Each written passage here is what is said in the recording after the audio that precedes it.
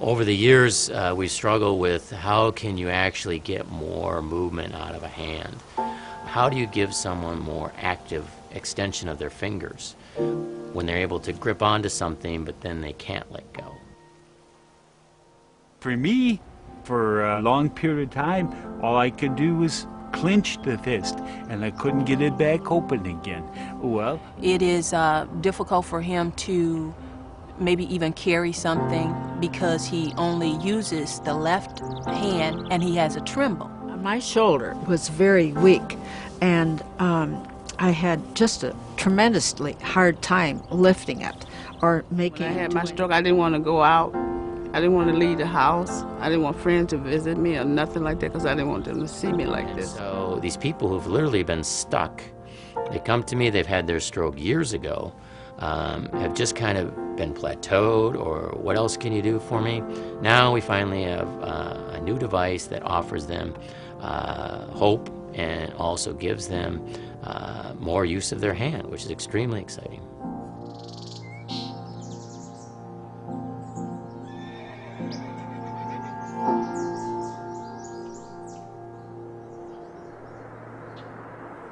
We didn't know what to expect.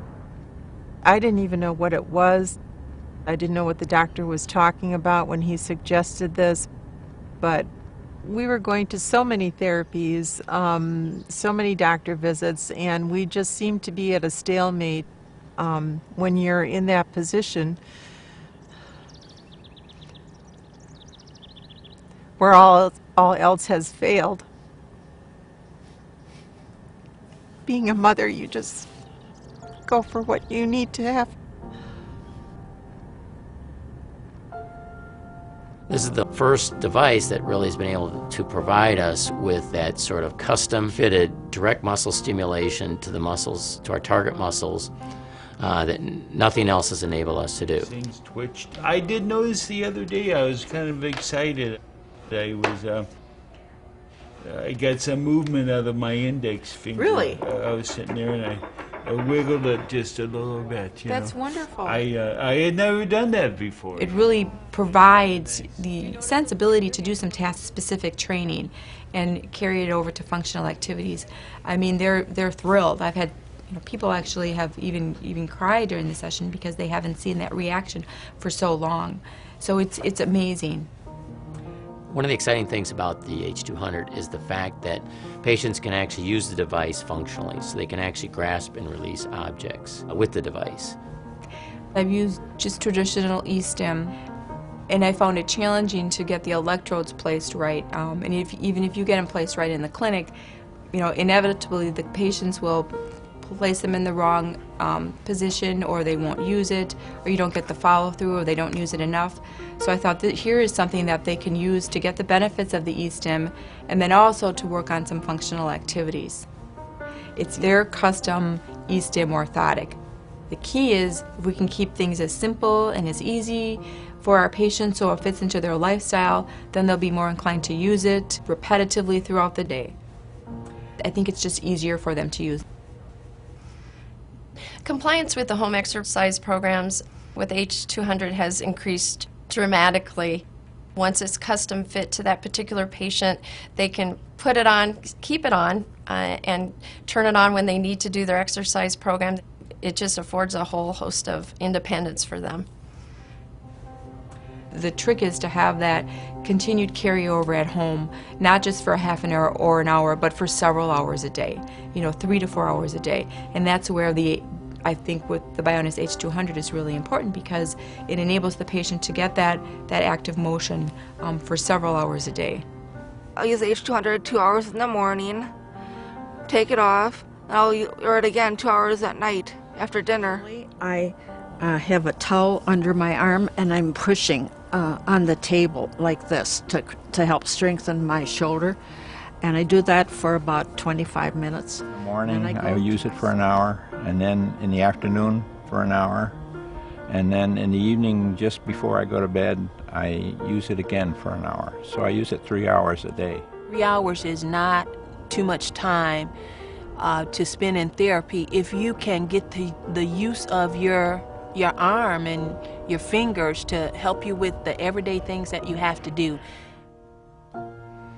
The H200 differs from other products on the market in that it is a recovery approach instead of an adaptive approach. Instead of just trying to make things work as they are, we are actually focusing on a recovery process. People are going to be able to do more with their hand. And because of that, they may not need as much therapy in the future, because often when they stop using their hand or their arm, things start to tighten up again, and they need additional therapy, additional splinting down the road. And so if we can maintain some of this range, improve their strength and motor control, I believe that we can, in the long run, save money from not needing as many spasticity treatments or as much therapy. When we've combined these treatments, as far as the spasticity reduction with the Botox injection, and now with the H200, we're able to strengthen and actually improve the control of these weaker muscles. Now they're able to actually use the hand more functionally. And I've seen with the H200, as long as the patient can apply it and knows how to activate it, they do use it because they don't necessarily have to do exercises with it. They can, for part of the time, they can just go about their daily activities and wear it, and then for part of the time, they can do exercises.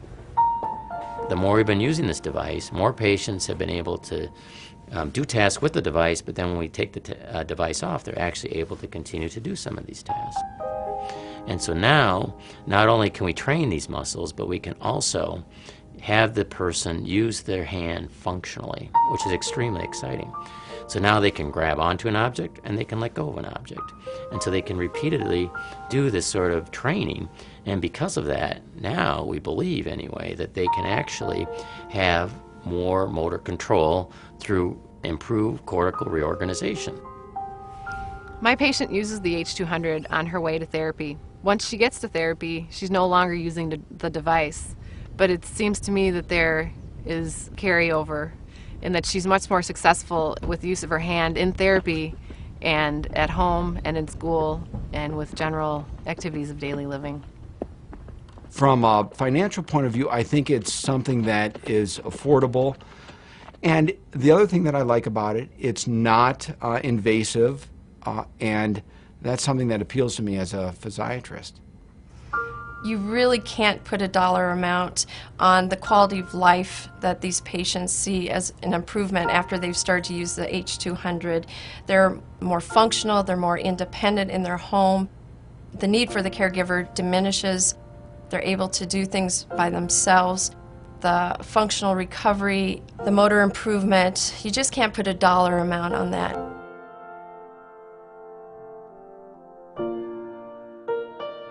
I was so excited. I felt a warm feeling inside because I could open and close my hand with the machine on. When I write a check, I can hold the checkbook cover so that it stays where it's supposed to. Just those are simple little things, but I couldn't do them before. I certainly don't need help as I used to, so I was able to get my shirts on and coats and pull my pants up and all that. The device has just made life very enjoyable for me again, and I think that just about any stroke patient would benefit. The changes I saw were quite a bit. My arm got much better circulation than it had before, and it doesn't hurt. I don't have any pain in this. I feel whole again. I feel whole because I can do so many more things than I could before I started using the H200.